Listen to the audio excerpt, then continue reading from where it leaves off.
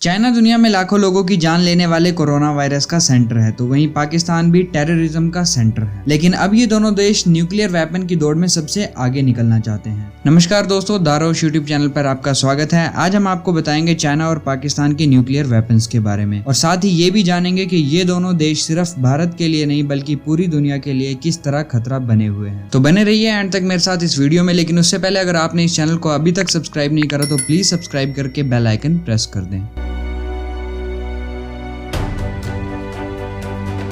Nuclear weapons पर नजर रखने वाली international organisation Stockholm international peace institute की ईयरली रिपोर्ट आ चुकी है, और इस रिपोर्ट के अकॉर्डिंग पिछले एक साल में पाकिस्तान के पास न्यूक्लियर वेपन्स की संख्या में 5 न्यूक्लियर और ऐड हुए हैं, जिससे ये नंबर बढ़कर 160 से 165 हो गया है। चाइना ने भी पिछले एक साल में न्यूक्लियर वेपन्स 320 से बढ़ाकर 350 कर लिए हैं, जबकि भारत न्यूक्लियर वेपन्स के मामले में चाइना और पाकिस्तान दोनों से पीछे है। पिछले एक साल में भारत ने 6 नए न्यूक्लियर वेपन डेवलप करे हैं, लेकिन अब भी 150 से 156 ही हो पाए हैं। इस हिसाब से देखें तो भारत के कंपेयर में पाकिस्तान के पास 9 ज्यादा न्यूक्लियर वेपन है और चाइना के पास 194 ज्यादा न्यूक्लियर वेपन है। इस रिपोर्ट में दूसरे देशों का डेटा भी बताया गया है, जैसे अमेरिका ने न्यूक्लियर वेपन्स का नंबर घटाया है। 2020 में उनके पास 5800 न्यूक्लियर वेपन थे, जो अब 5550 ही रह गए हैं। इसी तरह रशिया ने भी अपने न्यूक्लियर वेपन्स को 120 तक कम किया है। हालांकि रशिया अब भी पूरी दुनिया में सबसे ज्यादा न्यूक्लियर वेपन रखने वाला देश बना हुआ है, और आप कह सकते हैं कि रशिया के पास इतने ज्यादा न्यूक्लियर वेपन है कि दुनिया को 3 बार खत्म किया जा सकता है। हालांकि यहाँ पर जरूरी ये भी है कि अमेरिका और रशिया ने अपने न्यूक्लियर वेपन्स को घटाया है, लेकिन ये दोनों देश पहले से मौजूद न्यूक्लियर वेपन्स को मॉडर्न तरीके से डेवलप करने में जुटे हुए हैं। इसके अलावा इसका एक और कारण है कि वो 1970 में एक सोवियत यूनियन और अमेरिका के बीच एक ट्रीटी साइन हुआ था, जिसके तहत इन देशों ने दुनिया में शांति के लिए न्यूक्लियर वेपन्स का नंबर कम करने का टारगेट सेट किया था, और ये उसी पर काम कर रहे हैं। लेकिन जो बड़ी बात है वो ये है कि इंडिया, चाइना और पाकिस्तान ने अपने न्यूक्लियर वेपन्स का नंबर बढ़ाया है, और ऐसे में यही सवाल उठता है कि इसका क्या मतलब है। मतलब ये साफ निकल कर आता है कि क्या ये देश भारत से ज्यादा मजबूत हैं क्योंकि इनके पास न्यूक्लियर वेपन भारत से ज्यादा हैं।